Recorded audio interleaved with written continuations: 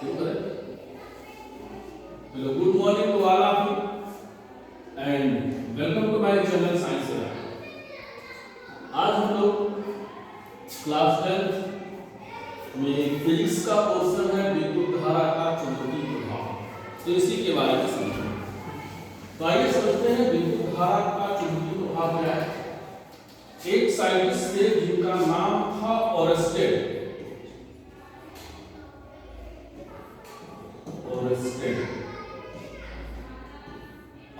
Scientist का नाम था, जिन्होंने 1820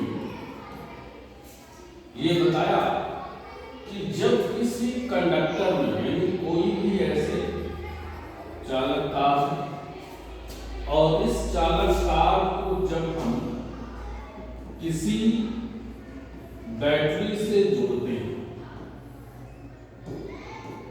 जो बैटरी से जोड़ते हैं तो इसमें करंट फ्लो होता है और जब करंट फ्लो होता है तो इसके चारों चुंबकीय धारा के वजह से उत्पन्न होना विद्युत धारा का चुंबकीय प्रभाव कहलाता है। यानी वह घटना जिसमें विद्युत धारा के कारण चालक के चारों चुंबकीय क्षेत्र का उत्पन्न होना क्या कहलाता है, विद्युत धारा का चुंबकीय प्रभाव। इस घटना को ओरस्टेड ने 1820 में किया। यहां पर उन्होंने एक एक्सपेरिमेंट किया था और उस एक्सपेरिमेंट में यह बताया था कि जैसे हमारे पास एक ऐसे चालक तार है, चालक तार क्या है, AB। इस चालक तार में हमने क्या किया, एक बैटरी लगा दी और बैटरी लगाने के बाद यहां पर हमने एक चुंबकीय सुई रखा, चुंबकीय सुई। हमने देखा कि जब इस चालक तार में विद्युत धारा प्रवाहित होती है, तब इस चुंबकीय सुई में एक विक्षेप उत्पन्न हो जाता है और यही जो विक्षेप है ये क्यों उत्पन्न हुआ, क्योंकि जो चालक तार है इसके चारों ओर चुंबकीय क्षेत्र उत्पन्न हुआ। चुंबकीय क्षेत्र की वजह से चुंबकीय सुई में विक्षेप उत्पन्न हुआ। इसीलिए कहा गया कि जब किसी चालक तार में विद्युत धारा प्रवाहित की जाती है तब उसके चारों ओर चुंबकीय क्षेत्र उत्पन्न हो जाता है। इस घटना को विद्युत धारा का चुंबकीय प्रभाव या मैग्नेटिक इफेक्ट ऑफ करंट। इसके बाद इसमें अलग अलग साइंटिस्टों ने अपने अलग अलग रूल दिए और अलग अलग नियम दिए कि जो चुंबकीय क्षेत्र है वो कैसे उत्पन्न हुआ या चुंबकीय क्षेत्र जो उत्पन्न हुआ उसकी दिशा क्या हो। तो उसकी दिशा को ज्ञात करने के लिए फ्लेमिंग ने राइट हैंड थंब रूल दिया। तो फ्लेमिंग का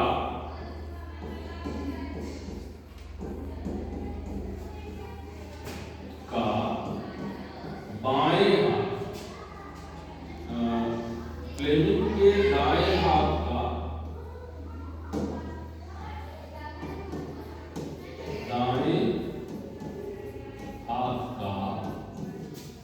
अंगुष्टम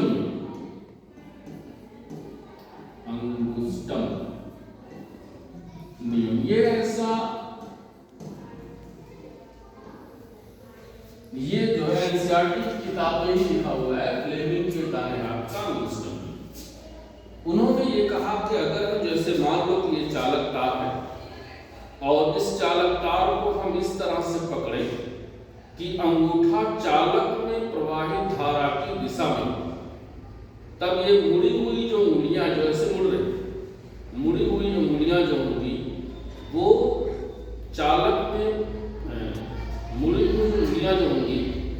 विद्युत धारा को चुंबकीय क्षेत्र की दिशा बताए। चुंबकीय क्षेत्र की दिशा यानी अगर हम देखें तो यहां से किसी ये जो है ये क्या है, मैक्सवेल का कॉर्क स्क्रू, मैक्सवेल का कॉर्क स्क्रू और फ्लेमिंग के राइट हैंड थंब रूल दोनों एक ही चीजों को बताते हैं जो चुंबकीय क्षेत्र की दिशा पर। तो उसमें क्या कहा गया कि यदि हम किसी चालक तार को इस प्रकार पकड़ें कि अंगूठा चालक में प्रवाहित धारा की दिशा में हो तो मुड़ी हुई उंगलियां चुंबकीय क्षेत्र की दिशा बताएं। इसे कह सकते हो कि when we hold a conductor in such a manner that thumb is in the direction of flow of current, then curved finger indicates direction of magnetic field। ठीक है, तो अब यहां पर मैग्नेटिक फील्ड तो आ गई, यानी चुंबकीय क्षेत्र आ गया। अब चुंबकीय क्षेत्र में जो उसकी दिशा को बताने के लिए फ्लेमिंग के दाएं हाथ का सिस्टम का यूज किया जाता है। अब अगर इसमें एक चीज को हम और देखें कि चुंबकीय क्षेत्र क्या होता है। चुंबकीय क्षेत्र, चुंबकीय क्षेत्र या इसी को बोलते हैं मैग्नेटिक फील्ड, मैग्नेटिक। अब जैसे मान लो कि एक मैग्नेट है, ऐसे नॉर्थ साउथ, किसी मैग्नेटिक सब्सटेंस को अगर हम बहुत दूर रख दें, मैग्नेटिक सब्सटेंस को, तो ऐसी स्थिति में इस पर अट्रैक्शन या रिपल्सन फोर्स नहीं लगेगा। लेकिन जैसे जैसे हम इसको इधर लाते तो ऐसे ले आएंगे, एक बिंदु ऐसा मिलेगा जहां पर अट्रैक्शन या रिपल्सन कह सकते हो, आकर्षण या प्रतिकर्षण बल लगेगा। जहां से लगेगा, मान लो कि ये दूरी कितनी है r, यहां पर आकर्षण या प्रतिकर्षण बल लगेगा, तो आप यहां पर भी रखेंगे तो यहां पर भी लगेगा, यहां पर अगर रखेंगे तो यहां पर भी लगेगा। ऐसे इसका मतलब है कि अगर हम देखें कि चारों तरफ कि अगर हम दूरी पे रखें किसी भी मैग्नेटिक सब्सटेंस को, तो उस पर जो है आकर्षण बल लगेगा। इसलिए कह दिया गया कि किसी चुंबक, जैसे मान लो चुंबक है, उत्तरी ध्रुव और दक्षिणी ध्रुव है, चुंबक के चारों ओर का वह क्षेत्र जिसमें किसी भी चुंबकीय पदार्थ को रखने पर आकर्षण या प्रतिकर्षण बल लगता है, उसे कहते हैं चुंबकीय क्षेत्र।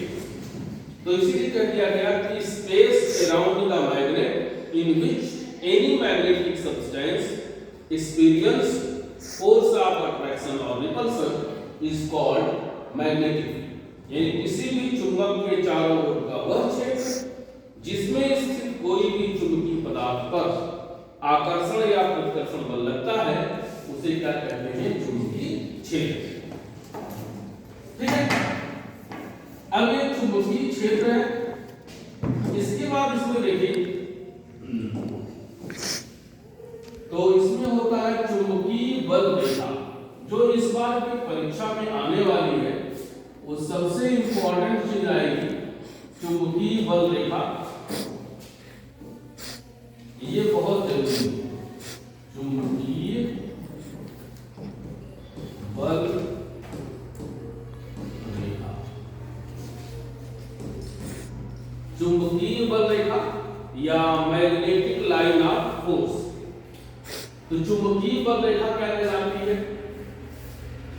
कि जैसे यहां पर ये एक चुंबक है, नॉर्थ और दिशा, अगर हम चुंबकीय सुई को रखते हैं तो ऐसे उसकी दिशा बदलती है, ऐसे बदलेगी, फिर ऐसे बदलेगी, ऐसे बदलेगी। ये एक तरह ऐसे चलते हुए ऐसे, और अगर इधर हम चलाते हैं तो ये कैसे चलते हुए जाएगी ऐसे। तो इसका मतलब ये है कि ये हम कह सकते हैं चुंबकीय बल रेखा कि चुंबकीय बल रेखा एक काल्पनिक वक्र है। क्या है? काल्पनिक वक्र। तो चुंबकीय बल रेखा एक काल्पनिक वक्र है जिस पर चुंबकीय सुई गति करने का प्रयास करता है या करता है।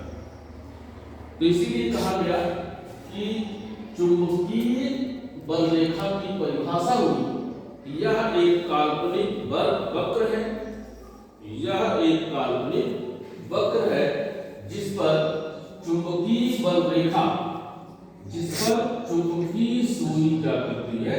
गति करती है। यह एक काल्पनिक वक्र है जिस पर चुंबकीय सुई गति करती है, उसे चुंबकीय बल रेखा कहते हैं।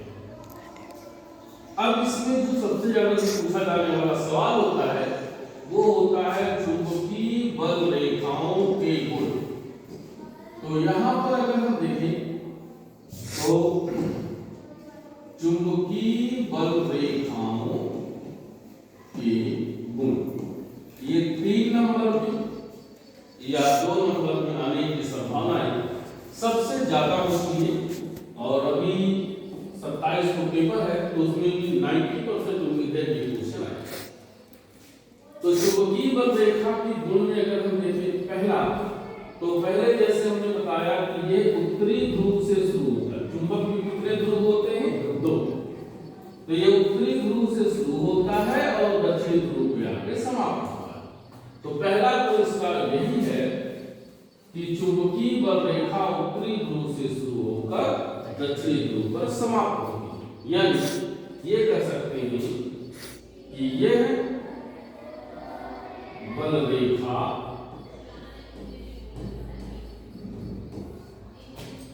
उत्तरी ध्रुव से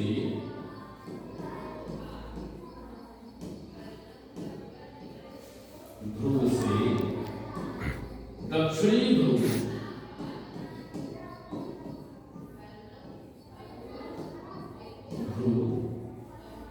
की ओर जाती है।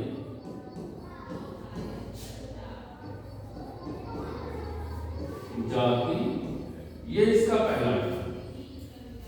दूसरा गुण क्या होता है वो देखते हैं।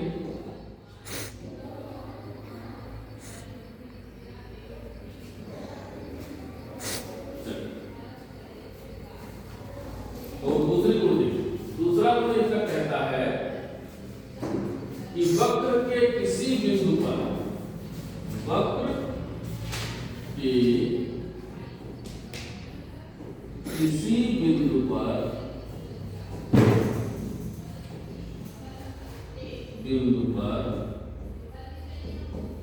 खींची गई स्पर्शी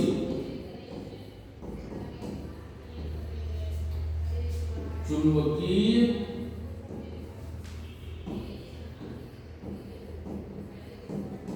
बल रेखा की दिशा बताती है। यानी चुंबकीय बल जैसे यहां पर ये जा रहे, अगर यहां पर हम ऐसे लगे, ये क्या कहलाती है? स्पर्शी। स्पर्श करते हैं तो ये हमेशा क्या होता है कि चुंबकीय बल रेखा दिशा। इसीलिए बताया गया कि वक्र के किसी बिंदु पर खींची गई स्पर्शी चुंबकीय बल रेखा की दिशा बताती है। दूसरा हमने बताया था कि दो चुंबकीय बल रेखाएं एक दूसरे को कभी भी काट नहीं सकती। यदि वो काटेंगी तो कटान बिंदु पर दो स्पर्शी खींची जा सकती है जो कि चुंबकीय बल रेखा की दो दिशा बताएगी, जो कि असंभव है। जैसे मान लीजिए यहां पर एक नॉर्थ पोल है, यहां पर साउथ पोल। तो यहां से स्टार्ट हुआ, इस पर आया। दूसरी चुंबकीय बल रेखा अगर मान लीजिए यहाँ पर नॉर्थ है और यहाँ पर साउथ है, तो ऐसे कंडीशन में या ऐसे बना सकते हैं इसको, मान लो कि ऐसे केस में ऐसे जाएगी। तो यहाँ पर एक बनता है कटान। कटान बिंदु से इसकी दो रेखाएं खींची जा सकती है और जो कि क्या होगा, असंभव। इसीलिए कहा गया है कि चुंबकीय बल रेखाएं एक दूसरे को कभी नहीं काटती हैं। अगर वो काटेंगी तो कटान बिंदु से दो स्पर्शी खींची जा सकती है जो चुंबकीय बल रेखा की दो दिशा बताएगी, जो कि असंभव है। तो इस तरह से अगर हम देखें तो इसका एक प्रश्न आता है कि दो चुंबकीय बल रेखाएं एक दूसरे को क्यों नहीं काटती। तो उसमें हम कह सकते हैं कि दो चुंबकीय बल रेखाएं एक दूसरे को नहीं काटती। अगर वो काटेंगी तो कटान बिंदु पर दो स्पर्शी खींची जा सकती है जो चुंबकीय बल रेखाओं की दो दिशा को बताएगी, जो कि असंभव है। या दूसरे शब्दों में ये कह सकते हो कि चुंबकीय बल रेखाएं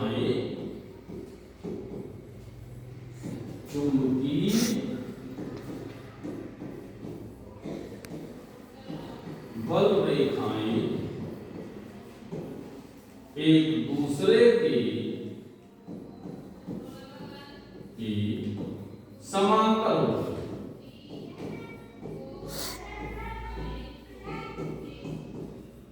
समांतर होती। तो अगर इसमें देखो तो दो तीन चीजें बहुत इंपॉर्टेंट हैं। एक तो है कि चुंबकीय बल रेखा क्या है, दूसरे चुंबकीय बल रेखाओं के गुण क्या है, और चुंबकीय बल रेखाओं की दिशा को पता करने के लिए जो फ्लेमिंग के राइट हैंड थंब रूल यानी दाहिने हाथ के अंगुष्ठम का नियम जो बताया गया है, वो तीनों चीजें होती हैं। एक चीज इसमें और समझते हैं,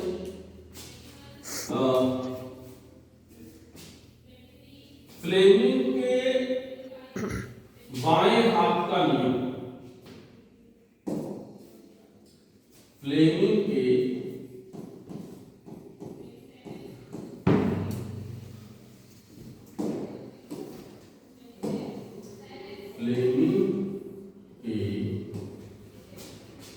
बाएं हाथ का नियम,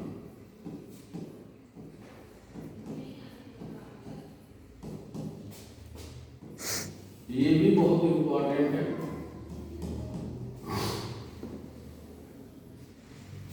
इसमें क्या बताया गया कि यदि हम अपने बाएं हाथ की तीन अंगुलियां अंगूठा, तर्जनी तथा माध्यमा को परस्पर लंबवत इस प्रकार रखें कि तर्जनी चुंबकीय क्षेत्र की दिशा में, माध्यमा विद्युत धारा की दिशा में हो, तो अंगूठा चालक पर लगने वाले बल की दिशा को बताएगा। ये अगर हम देखें उसको ऐसे, तो अगर मान लीजिए हम चुंबकीय क्षेत्र में बताएं, इसको रखें चुंबकीय क्षेत्र, ये हो गया विद्युत धारा,